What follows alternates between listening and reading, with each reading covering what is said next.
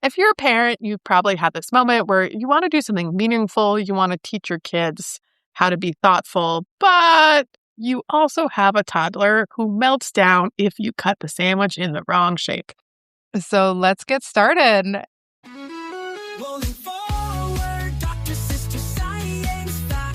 Hey everyone, welcome back to this week's episode of the Rolling Forward podcast.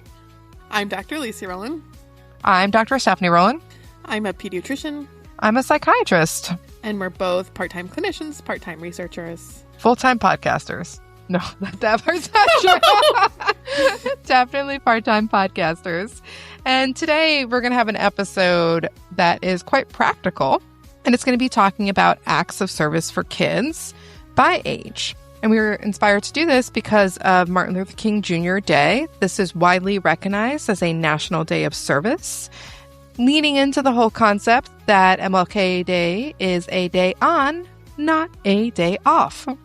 If you're a parent, you've probably had this moment where you want to do something meaningful. You want to teach your kids how to be thoughtful, but you also have a toddler who melts down if you cut the sandwich in the wrong shape. Or you open the cheese string package from the wrong side. I'm not saying that happened to me this morning, but it happened to me this morning. So what we're going to do is we're going to translate this concept of service, which can feel so big and amorphous, into developmentally appropriate choices so that it's something you can actually do with your family and your kid can actually learn from it, no matter how old or young they may be. So let's get started. Let's do it. Forward, Dr. Sister Science Facts. And before we get into the age groups, I'm going to ask you, the pediatrician, why does this even matter? There's a few really good evidence-based reasons.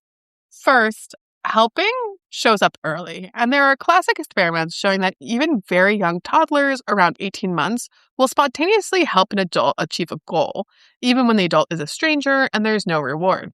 This is a good time to reflect on how many times your toddler may have tried to help you vacuum or do dishes. Even though it's not helpful at all, they are trying to help. Second, there's evidence that giving can feel good, even for very young children. One study found that toddlers appeared happier when giving treats away than receiving treats themselves, which fits this idea that prosocial behavior can have this emotional warm glow. Which I will try to remember next time Marvell has a meltdown because she had to share her cracker. She's also very good at sharing her treats. She actually is. She's really good at sharing her food, but every once in a while she's got something that she doesn't want to share. And I'm like, oh, you put partage, and then she does not want to. She's very good at trying to share her chocolate with the dog. Working on not doing that. And then third, for school-age kids, a big chunk of research is on service learning, which is service tied to learning goals with reflection. And there are multiple meta-analyses that find benefit across multiple outcomes, including social skills and civic attitudes. And they also suggest programs work better when they include elements like reflection and youth voice. And when we're thinking about teens, there are some larger studies that suggest volunteering and being civically engaged can really help with later well-being. But that kind of feels pretty abstract, so let's get into the details and make it specific and real. So starting with the toddlers and preschoolers. We always start with the toddlers and preschoolers. And they are the most concrete. And they also can't wait. For these concrete thinkers, service has to be simple, visible, and immediate. And science supports the idea that helping is developmentally available early. Those toddlers helping studies show kids this age can understand goals in the moment and jump in. So for those of you who may be parenting a 2 to 4-year-old like me, they are not interested in a lecture about justice. Not interested at all. So the goal here is to practice being helpful. And so what does service look like at this age? It's being a delivery helper and make a nice package for your neighbor. This can be bringing just a small bag of groceries, a loaf of bread, and saying something like, we're helping because we care about our neighbors. It can be making thank you art for community helpers, making drawings for custodians, bus drivers, librarian, clinic staff, and you can say, you help people every day. Thank you. You can also do a 10-minute clean up our block walk. Now, in 10 minutes, we don't walk one block, let alone all the way around it. But you can take one bag with you, one adult, 10 minutes, and as a parent say, this is our shared space. We live here. We take care of it. I like that one. And it really does take 10 minutes to walk the block. With the 2-year-old and the dog? So this can really occupy some time. Or another option for a 2 to 4-year-old is a giving feels good snack moment. Let your child choose one snack to give to someone else, maybe a neighbor, a friend, a sibling. This connects to research suggesting that toddlers feel this positive emotion from giving. One parenting nuance to avoid is to avoid overpraising kids, like, you're such a good person. Instead, you should praise the impact. Look, that helped. They looked happy when you gave them that. Because at this age, we're building this habit loop. I help, I see the impact, it feels meaningful, and I'll do it again. Now, moving up to kids that are a little older, 5 to 8-year-olds, they're super big on fairness. I remember when our niece and nephew were this age, and everything was about fairness. They care about rules, they want to know what's right, and they want to know why. Why? Why? This is a great age for structured service and a tiny reflection moment. And this is consistent with what we see in research, that this opportunity to do service and reflect helps predict stronger outcomes. So, what does this look like for someone who's maybe 5 to 8 years old? It's making cards for elders, for nursing home residents, maybe for homebound neighbors. You can say, some people feel lonely and we're helping them feel remembered. And a good reflection question here is, how do you think that it feels to get mail? You can consider a book drive or a coat drive. Let your child pick which books are you ready to share. And reflect, who might love this book? You can think about school or community gratitude projects, bring snacks or thank you notes to school staff with the school's permission. And then, again, the reflection that you can say to them is, a community works because people do jobs we don't always notice. And you can make a family kindness kit.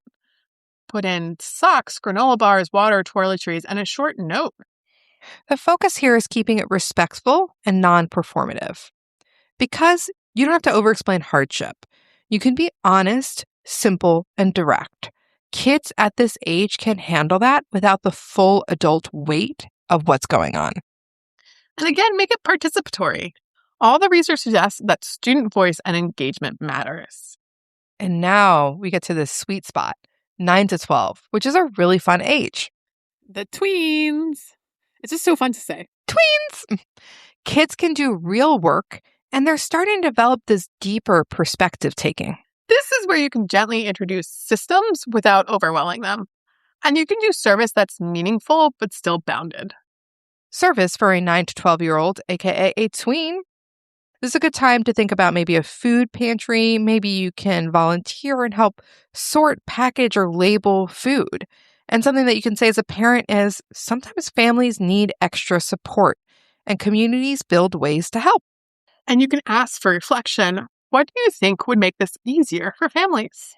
Kids at this age, they can also read with a younger kid or act as a tutoring buddy. This is pro-social and relational, which can be really powerful. You can have your kids pick one cause and do an action. So for animals, they can help with a shelter supply drive. Or if they're interested in the environment, they can do a cleanup or some recycling education. Or if they're interested in school, doing a school supply backpack drive. It really depends on what it is that they want to focus on, and you're giving them that agency to do that. For tweens, I also like asking, what surprised you? It's a simple question that prompts reflection without turning it into a seminar.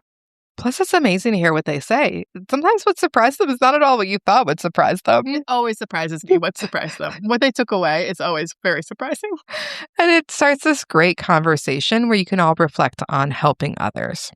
Getting to teens. Teenagers. Age 13 to 18.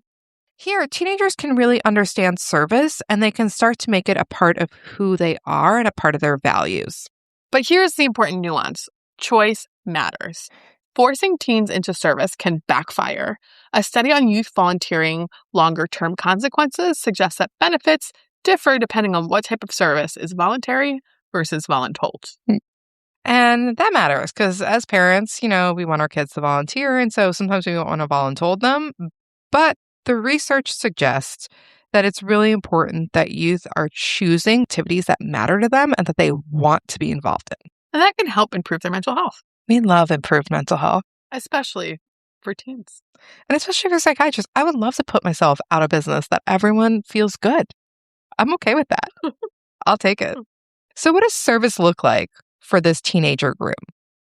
The important thing in this age group is sustained volunteering. It's not a one-off. It's not just going on Thanksgiving and Christmas. It's weekly tutoring, coaching, library programs, food distribution. And it's telling them that consistency is what builds community trust. Also look for teen-led projects, that your teens, they can organize a drive. They can recruit their peers and coordinate logistics, which builds competence and leadership. It's civic engagement as service. It's attending community meetings. It's writing to your local officials. It's joining a youth advisory group. And you can say service can be direct help and improves how a community works. And something that's great about this age group is that they really have developed their identities and what matters to them. So service can be aligned to their interest and their identity. Maybe they want to focus on mental health awareness or disability advocacy, environmental justice, education equity. Whatever it is that they're interested in, let them own the why. One more mental health note. There's U.S. data showing volunteering is associated with indicators like flourishing and fewer behavioral problems in children and adolescents. Again, these are largely observational studies, but pretty compelling. So, volunteering isn't intended to be any kind of treatment or prescription, but it can be part of a protective routine that is giving teens purpose, connection, and competence. As always, there's some quick pitfalls. Oh no, tell us. So 2 quick pitfalls to not fall into. I would like to not fall into a pitfall. First, making it performative. If the main goal is a photo op, kids can really sense that. I think that's really true. When it's all for the gram, it doesn't feel real. It just feels like you're performing for someone else. Second big pitfall, thinking that it has to be huge. This doesn't have to be a big commitment, especially with your 2 to 4-year-olds. Because when you make it into this big thing with your 2-year-old that you have to start volunteering for 2 hours every Sunday, it can just feel impossible. But especially at that age, a small act of service is building the groundwork. So if what you have is 10 minutes, that counts. If what you can do is 1 note, that counts. 1 act of care counts. And for your older kids, your teens, consistency matters more than duration. It's better to volunteer regularly than having a big whole day event once a year. And MLK Day is just 1 day of service where you can turn your values into action, but you can do this at any point of the year. So if you try one of these, tell us what you did. Tell us what your kids surprised you with, because we would love to hear that. And with that, happy MLK Day, everyone. Rolling forward, Dr. Sister Science Facts. Thank you for tuning in. I'm Dr. Stephanie Rolin. I'm Dr. Alicia Rolin. Find us on the socials. We're on X. We're on Blue Sky. We're learning our way around social media. We are. Send us an email at RolinForwardShow. That's ROLIN_show@gmail.com. We're good at email. We are. We understand email. Some of these other social media platforms came out when I was too old to learn anything new. I need to get with it before my daughter's a teenager. She's going to teach you. Yes, pretty soon she's going to be teaching me. And we do hope that you have a meaningful day and that you're able to engage in service and can think about this as a day on and not a day off. Until next week. Rolling forward, Dr. Sister Science Facts. I don't think your dead Christmas tree without roots can be replanted. I think now you're just labeling my Christmas tree. The urban environment of Washington, D.C. I think if you were to go to Malcolm X Park tonight with a shovel, you will be arrested. So I try to and it'll probably be a federal crime too, right? Because all crimes in D.C. are federal. So I'll come visit you in federal prison. So maybe I'll just recycle it instead. Free audio post-production by alphonic.com.